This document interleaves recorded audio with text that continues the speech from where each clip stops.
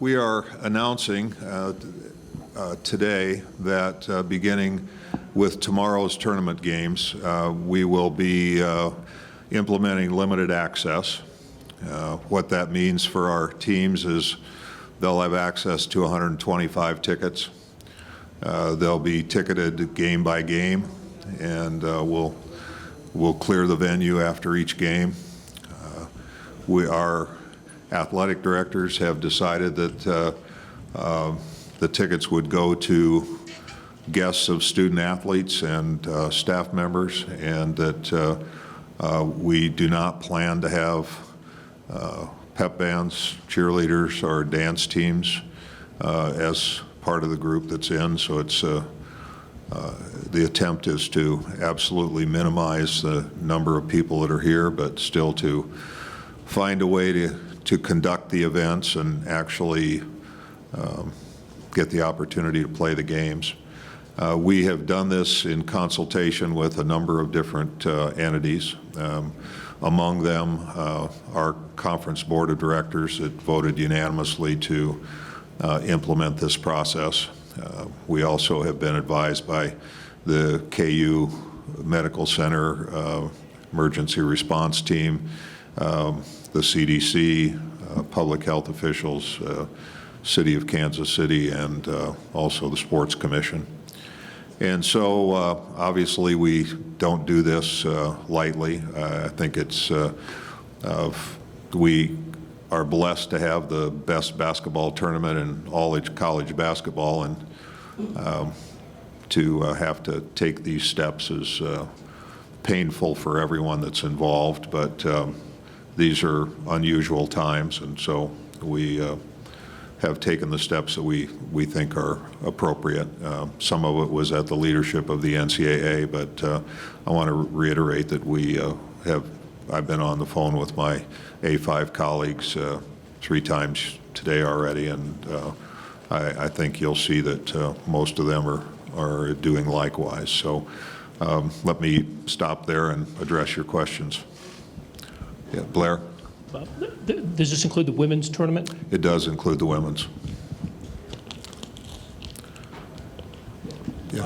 Rob, can you discuss kind of the mechanism and the machinery that went into this thing? I mean, how much were you taking into account what the NCAA was saying and watching what other Power 5 leagues were doing, and in addition to talking to local folks? Until today, we have had no one tell us that having a building full of people was ill-advised. That had been my public comment. I was confident in being in the crowd, and we were assured that it was safe to assemble those crowds. Today that began to change. Certainly the NCAA's information is a part of it. Burns Hargis, the president at Oklahoma State University, was in the Board of Governors meeting when they received a report from the advisory committee to the NCAA that includes a former Surgeon General of the United States. And little by little, we began to give thought to it. Interestingly enough, I was in a meeting at which our faculty athletics reps and our ADs and some others were actually talking about name, image, and likeness, of all things. Those tend not to be real cheery meetings, and yet it got worse by the time we got finished with it. So it's been a process that's been going on since about noon, and most recently I just got off another A5 call about 20 minutes ago. So it's been a process, but our athletics directors and our presidents and chancellors have been involved every step of the way. Commissioner Bowlesby, Todd Lebo, Sports Radio 810 here in Kansas City. This is probably a little bit outside of your realm of expertise, but I'm assuming you've been talking to people here in the Power and Light District, or the people with Kansas City. Are you encouraging people not to go gather over there to watch the game, or is this announcement just about what's happening inside this building? Well, one of the things we heard from Anthony Fauci, I heard it the same way everybody else heard it on television, was that it's going to get much, much worse. And so that isn't me making an assessment. That's the representative of the National Institutes of Health. And if that's his assessment, his advice was don't assemble in large crowds and use proper hygienic practices. And so I take him at his word. He's one of the foremost authorities in the country, and that was a much more severe warning than what we had heard previously. And so we drew no conclusions of our own from a medical standpoint, but relied on the best advisors we could, and including those that are advising the NCAA and our federal government. Bob, over here. Yeah, Dennis. You've been in this game a long time. I think you were, if not the chairman of the selection committee, on the selection committee at one point. What does this whole day and thing mean to you personally? Well, you know, I was actually explaining to our ADs that the closest thing I've had to this experience was when I was on the basketball committee. The Department of Defense was actually in contact with us about initiating hostilities in Iraq. And we had some very oddly timed conference calls, and I always thought it was exceedingly strange that we would be a part of anything that had to do with a military operation. But the representatives made us understand just how important March Madness is to the culture of our country, and how disconcerting it would be to not play the tournament. And so from that point, perhaps before that, but certainly from that point, you just get a feeling for how much a part of Americana this tournament is. And so, you know, I consider our tournament an extension of that. And this is going to be disruptive in ways that nothing else has been relative to the NCAA tournament. So I care deeply about the tournament. I was on the committee for 5 years and served twice as the chair, and it's I've also just recently talked with Dan Gavitt, and you know, he feels awful about the way it's gone. That we all look forward to this time of year, and this just isn't any fun. And maybe a different question for a different time, but is there a way for fans to get their money back? Is that going to be announced later? Yeah, we'll certainly go through a refund process. We haven't had an opportunity to talk with the folks here at the Sprint Center, and as you know, perhaps a lot of the tickets are distributed by the schools themselves, and so I think each refund process will be an individual undertaking, but certainly that's our intention. And I just would like to apologize to all of our fans that are not going to be able to be in the venues. They really look forward to this, and as I said earlier, I think it's the best tournament of its kind in the country, and so I'm very sorry to disrupt what I know is a much anticipated weekend for a lot of people.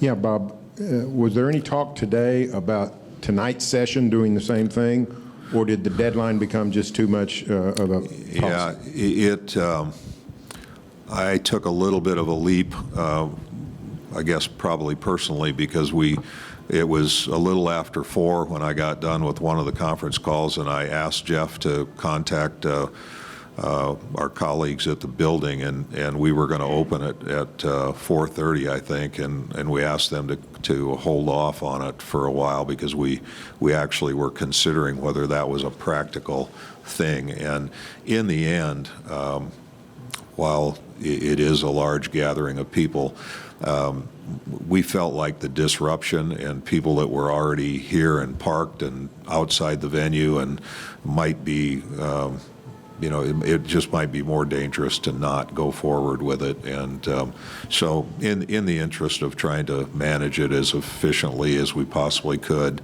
I made the decision that we would play tonight with a regular crowd.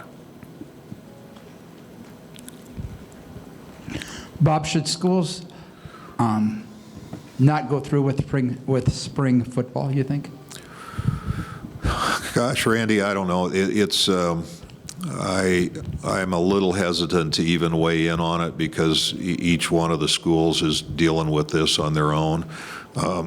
Some have talked about having a period of extended vacation after spring break where kids are really not even invited to come back to campus. And so I think campus housing is an issue, and I think that it's got a lot of moving parts, and individual schools are going to have to make their own decisions on it. But at a time when it's ill-advised for students to be on campus, we have to spend some time in the next few days just thinking about our spring championships and our spring regular season.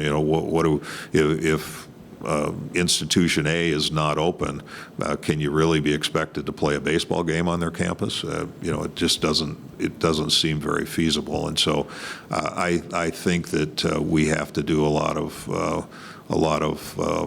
give a lot of thought to how that fits together. It's both the championships and it's the regular season competition, and there's a lot of it. We have baseball, softball, equestrian. We've got outdoor track and field. We got a lot of things going between now and the end of the year. Sorry for kind of a self-serving question, but for media, do you still want media to come out in as larger groups as they have, the next few days for this tournament? The media, credentialed media, is welcome to be here. We hope that you and everybody that's associated with it will use, appropriate hygienic considerations and take appropriate protections. But and I think there probably will be some limitations on your access to student athletes and coaches. To be frank about it, I think we'll be thoughtful about that. There may be certain pathways that are not available to you. I think it will necessitate some changes, but those are still in the planning process.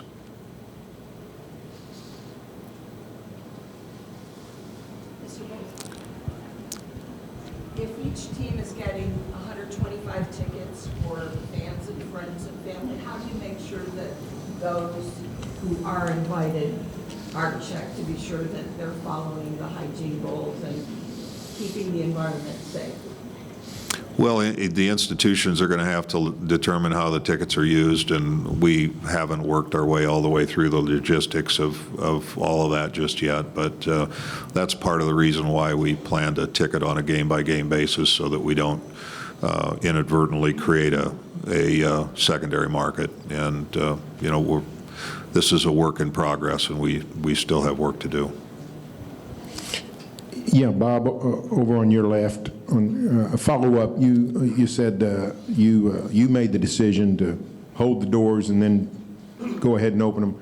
The entire decision, was that a vote of the ADs, the presidents? No, was that just you making the decision, or how was that determined? No, we ran out of time, so I had to kind of make the decision on this evening, and but the decision on the rest of the tournament was made by our board of directors. Any additional questions? Thank you very much. Thank you all.